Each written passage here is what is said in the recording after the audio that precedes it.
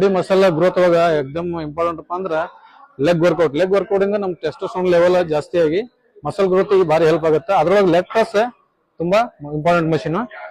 ಈ leg press machine ಒಳಗೆ ನೀವು 16 ಹಿಡ್ಕೊಂಡು 60 ಏಜ್ ವರೆಗೂ ಕೂಡ ಈ ಒಂದು ಮಷೀನ್ ಮಾಡಬಹುದು. ಇಲ್ಲಿ ಇಂಪಾರ್ಟೆಂಟ್ ಏನಪ್ಪಾ ಅಂದ್ರೆ ಮ್ಯಾಕ್ಸಿಮಮ್ ವೇಟ್ ಹಾಕಿದ್ರು ಕೂಡ ಇಲ್ಲಿ ನಿಮ್ಗೆ ಸೇಫ್ಟಿ ಲಾಕ್ ಸಿಗ್ತೈತಿ.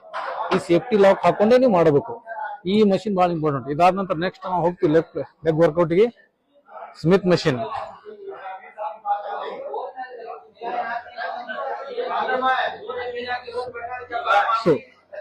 ಇದು ಸ್ಮಿತ್ ಮಷೀನ್. ಇದು ಇಲ್ಲಿ ಕೂಡ ಏನದ 16 ಹಿಡ್ಕೊಂಡು 60 ಏಜ್ ವರೆಗೂ ಕೂಡ ನೀವು ಯಾರು ಬೇಕಾದ್ರೆ ಲೆಗ್ ವರ್ಕೌಟ್ ಮಾಡಬಹುದು. ಇದು ಮಲ್ಟಿ ಸ್ಟೇಷನ್ ಫಂಕ್ಷನ್ ಬರ್ತೈತಿ. ಬಟ್ ಇಲ್ಲಿ ಏನದ ನಿಮ್ಗೆ ಸೇಫ್ಟಿ ಲಾಕ್ ಬರ್ತೈತಿ. ಇದನ್ನು ಇಲ್ಲಿ ಏನದಲ್ಲ ಲಾಕ್ ಹಾಕೊಳ್ಳೋದು. ಮ್ಯಾಕ್ಸಿಮಮ್ ಡೆತ್ ವೇಟ್ ಇದ್ದಾಗ ಏನದ ನಮ್ಮ ಆಗಿಲ್ಲಪ್ಪ ಅಂದ್ರೆ ಲಾಸ್ಟ್ ನಾವು ಇಲ್ಲಿ ಇಡಬಹುದು. ಬಟ್ ಇಲ್ಲಿ ಯಾವುದೇ ರೀತಿಯಿಂದ ಇಂಜುರಿ ಆಗುದಿಲ್ಲ. ಇದು next leg workout last squat rocket machine ಬರ್ತೈತಿ. ಇಲ್ಲಿ ಏನದಲ್ಲ ಆದಷ್ಟು ಬಿಗಿನರ್ಸ್ ಗಿಂತ ಒಂದು 3-4 ತಿಂಗಳು ವರ್ಕೌಟ್ ಆದವರು ಸ್ವಲ್ಪ ಎಕ್ಸ್ಪೀರಿಯನ್ಸ್ ಇದ್ದವ್ರು ಮಾಡ್ಬೇಕು. ಈ ವರ್ಕೌಟ್ ಮಾಡಬೇಕಾದ್ರೆ ಕಂಪಲ್ಸರಿ ಕೋಚ್ ಇರಲೇಬೇಕು ನಿಮ್ಗೆ. ಇಲ್ಲಿ ಯಾವುದೇ ರೀತಿಯಿಂದ ಏನದಲ್ಲ ರಿಸ್ಕ್ ಬಹಳ ಇರ್ತೈತಿ. ಇಲ್ಲಿ ಕೂಡ ಏನದ ಲಾಕ್ ಇರ್ತಾವ.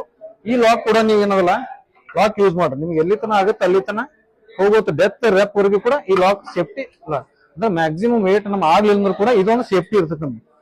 ಇದು ಮಾತ್ರ ಕಂಪಲ್ಸರಿ ಮಾಡ್ಬೇಕಾದ್ರೆ ಬಿಗಿನರ್ಸ್ ಸ್ಮಿತ್ ಮಷೀನ್ ಮತ್ತು ಲೆಗ್ ಪ್ರೆಸ್ ಒಳಗೆ ಮಾಡ್ಕೊರಿ. ಆಮೇಲೆ ಈ ಒಂದು ಸ್ಕ್ವಾಟ್ ಟ್ರ್ಯಾಕ್ ನಾಗ ಪ್ರಾಕ್ಟೀಸ್ ಮಾಡ್ರಿ. ಇದು ಕಂಪಲ್ಸರಿ ಕೋಚ್ ಇರಲೇಬೇಕು.